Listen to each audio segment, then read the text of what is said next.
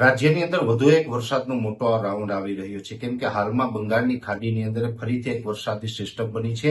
અત્યારે એ સિસ્ટમ છે ભુવનેશ્વર અને વિશાખાપટ્ટનમની વચ્ચેના ભાગો ઉપરથી પસાર થઈ રહી છે. એ સિસ્ટમ છે એ 700 એચપીએ લેવલે સક્રિય છે અને સિસ્ટમ છે અત્યારે વેલ માર્ક લો પ્રેશરની કેટેગરીમાં છે. સિસ્ટમ છે તે ખૂબ મજબૂત છે અને આ સિસ્ટમ ધીમે ધીમે ઉત્તર પશ્ચિમ દિશામાં આગળ વધી રહી છે.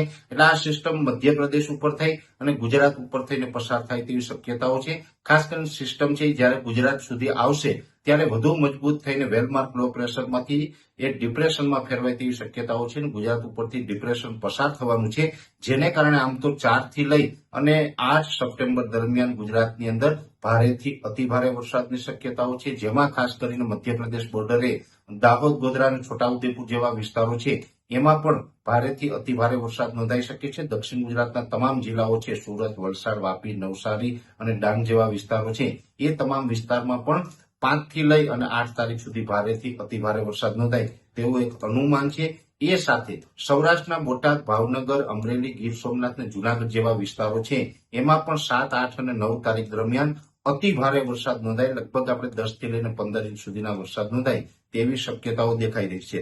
પશ્ચિમ સૌરાષ્ટ્રના વિસ્તાર છે, જેમાં દ્વારકા, જામનગર અને પોરબંદર જેવા વિસ્તારો છે, એ વિસ્તારોમાં પણ 7, 8 અને 9 તારીખ દરમિયાન અતિ ભારે વરસાદ જોવા મળે તેવી શક્યતાઓ છે. 5 થી લઈ અને 12 ઇંચ સુધીના વરસાદો છે પશ્ચિમ સૌરાષ્ટ્રમાં પણ જોવા મળી શકે છે.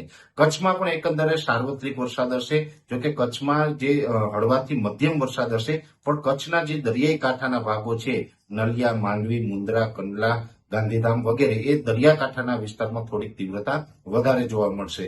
મધ્ય ગુજરાતમાં પણ એકંદરે મધ્યમથી સારો વરસાદ હશે. ખાસ કરીને મધ્ય ગુજરાતમાં વિરમગામ, આણંદ, નડિયાદ, ખેડા હોય, કપડવંત છે, અમદાવાદ, ગાંધીનગર છે, એ તમામ વિસ્તારની અંદર હળવોથી મધ્યમ વરસાદ હશે. એ સાથોસાથ વડોદરા જિલ્લો છે તેમાં થોડોક ભારેથી અતિ ભારે વરસાદ જોવા મળે તેવું એક અનુમાન છે. ઉત્તર ગુજરાતના જે તમામ જિલ્લા છે, વાવ, થરાદ, સાબરકાંઠા, બનાસકાંઠા, પાટણ, મહેસાણા અને અરવલ્લી જેવા વિસ્તારો છે, એમાં પણ સામાન્યથી મધ્યમ વરસાદ. એટલે ઉત્તર ગુજરાતની અંદર પણ લગભગ 2 થી લઈ અને 4-5 ઇંચ સુધીના વરસાદો પડે તેવી શક્યતાઓ રહેલી છે.